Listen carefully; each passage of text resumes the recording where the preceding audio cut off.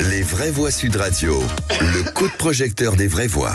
Et donc la trêve entre Israël et Hamas a été prolongée in extremis cette nuit pour une 7e journée. Déjà 70 otages israéliens et 210 prisonniers palestiniens ont donc pu être libérés. Et ce matin, les brigades Al-Qassem viennent de revendiquer l'attaque meurtrière à Jérusalem. Sur la messagerie cryptée Telegram, la branche armée du Hamas assume, je cite, son entière responsabilité dans l'opération héroïque de Jérusalem qui a été menée dans la ville occupée, Philippe. Oui, et toujours selon l'organisation terroriste, Israël doit, je cite, répondre aux crimes de l'occupation en tuant des enfants et des femmes dans la bande de Gaza et en Cisjordanie occupée. Alors, qu'est-ce que pour vous, la guerre entre Israël et le Hamas va durer encore longtemps? Quelle est la stratégie du Hamas? Est-ce que c'est la stratégie de la confrontation, puisqu'il appelle à l'escalade? L'appel à l'escalade du Hamas va-t-il mettre fin à l'échange des otages? Eh bien, pour le moment, vous dites oui à 72% sur Twitter. Et notre expert pour en parler, David Rigoulet-Rose, est avec nous, chercheur à l'Institut des Relations internationales et stratégiques et rédacteur en chef de la revue Orient Stratégique. Merci, monsieur d'être avec nous. D'avant, un tour de table avec vous, Philippe, sur cette question. Est-ce que, forcément, cet appel à l'escalade peut nous faire peur, en fait? J'avais cru, mais de manière très superficielle, parce que cette région du monde est très compliquée. Il faut vraiment être un spécialiste pour mesurer la finesse et la violence des rapports de force.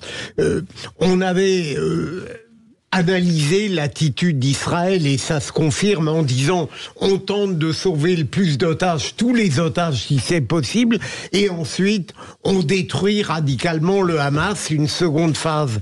Et j'ai été surpris de ne pas voir Israël apparemment réagir à cet attentat à Jérusalem, et je me demande si de la part du Hamas qui revendique cet attentat que peut-être il n'a pas inspiré, si en effet, comme le disait Françoise tout à l'heure dans une suspension, est-ce que le Hamas désire vraiment continuer la trêve, même s'il la gère avec un sadisme inhumain finalement?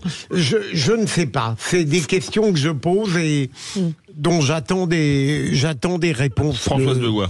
Le cabinet de guerre et Benjamin Netanyahou, ils sont partagés entre deux choses. Le but de guerre au début, c'était véritablement, on avait senti que les otages passaient en seconde partie, c'était véritablement la destruction du Hamas. Et puis, il y a une inversion sous la pression notamment de l'opinion israélienne et la pression des familles des victimes. Et on sent bien que désormais, ce sont les otages qui sont devenus une priorité et le but de guerre initial est passé derrière. Donc, cette espèce de subvention, je regardais là à l'instant Arrête, pour le moment, je n'ai pas le sentiment que la trêve soit interrompue malgré l'attentat meurtrier de Jérusalem.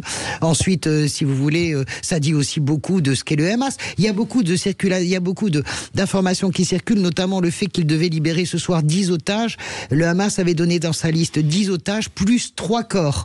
Donc, les éditorialistes israéliens, puisque les chaînes de télé sont en continu, expliquent que ces 3 corps pourraient être les corps du petit Kfir de 10 mois, son petit frère et sa mère. Mais donc on verrait comment ils ont été tués. Le Hamas affirme qu'il a été tué par des bombardements. A priori, Israël dit plutôt c'est le FPLP. Voilà. Sébastien Ménard. Ce qui est évidemment dans cette obscurité totale, on avait 2 doctrines qui se sont affrontées au départ. La mort, puisque le Hamas quelque part a choisi ce camp-là. Voilà, le camp de la mort, le camp des morts, et Israël a aussi choisi au départ, en réponse, le camp de la mort, en semant la mort et en faisant des morts.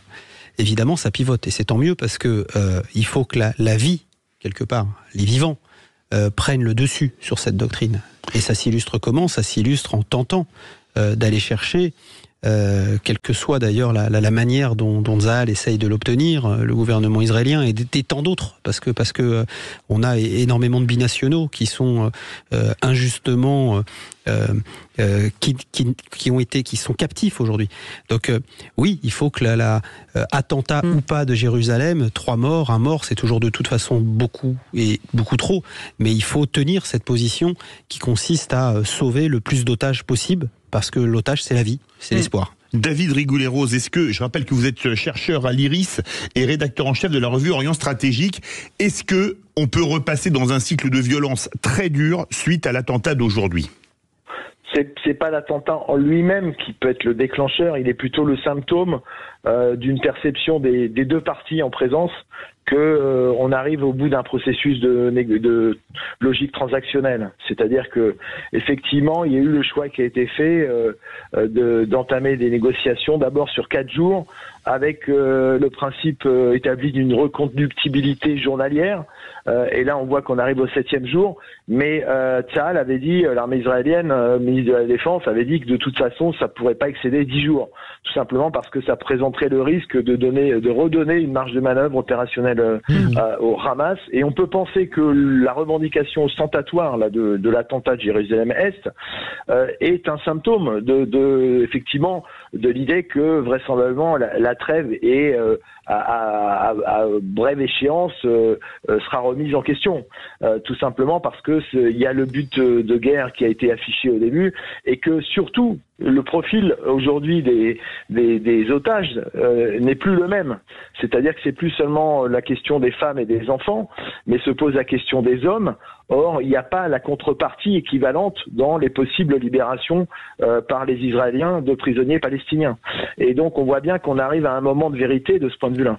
Oui, je suis d'accord. C'est très juste ce que vous dites, et notamment, c'est très intéressant que vous évoquiez la question des hommes et des soldats, notamment, parce que on se souvient que pour Gilad Shalit, Israël a accepté de libérer 1000 prisonniers palestiniens, ce qui était pour un soldat un prix énorme à payer, mais Israël l'a fait parce que la question des otages dans ce pays est toujours extrêmement sensible. Voilà, c'est quelque chose, c'est une règle, quel que soit le gouvernement israélien, on ne laisse pas un Israélien, on le sauve jusqu'au bout.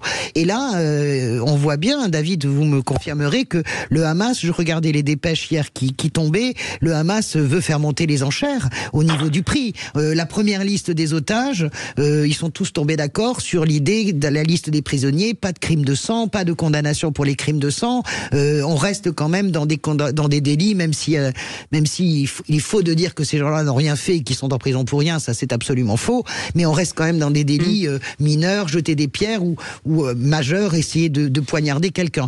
Mais là, je pense que la question, on arrive là effectivement au bout, et Yoav Gallant, il a été très clair avec Netanyahou, il va être très clair avec l'opinion israélienne, il dit il faut reprendre le but de guerre, sinon on le perdra. Justement, j'allais demander, au risque d'apparaître naïf, est-ce que vous ne pensez pas que si la trêve se poursuivait pour sauver les otages, est-ce que Israël pourrait avoir une sorte de retenue pour engager les opérations militaires finales, et paradoxalement, est-ce qu'une solution politique ne pourrait pas naître à ce moment-là? David Rigolet-Rose. Oui, on n'en est pas là, puisqu'on va rentrer vraisemblablement dans une nouvelle phase d'opération militaire.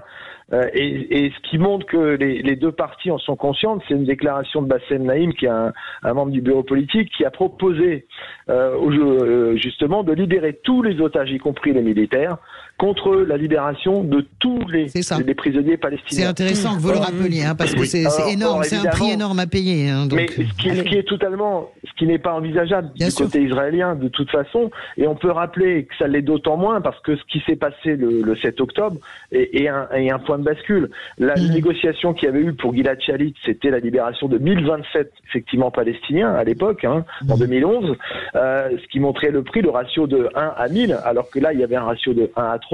Mais le problème, c'est que à l'époque faisait partie de ces 1027, notamment un certain Yahya Sinwar, qui est celui qui a commandité l'opération du 7 octobre. Bien sûr. Et donc aujourd'hui, c'est tout simplement pas concevable d'accepter une transaction de cette nature. Et c'est ce qui indiquerait évidemment qu'on va malheureusement, et c'est là que la question des otages revient comme de manière lancinante. C'est effectivement que c'est une obsession de la société israélienne, ça l'a toujours été, mais en même temps prise dans des contradictions par rapport aux impératifs stratégiques opérationnels. C'est vrai. Absolument un mot en 20 secondes, Sébastien Ménard. Et moi, je me pose toujours la question de savoir si finalement on décide de reprendre une stratégie de mort face à une stratégie de vivant, donc de reprendre quelque part l'intervention militaire israélienne. Est-ce que finalement l'armée israélienne n'a pas des informations qu'on n'a pas?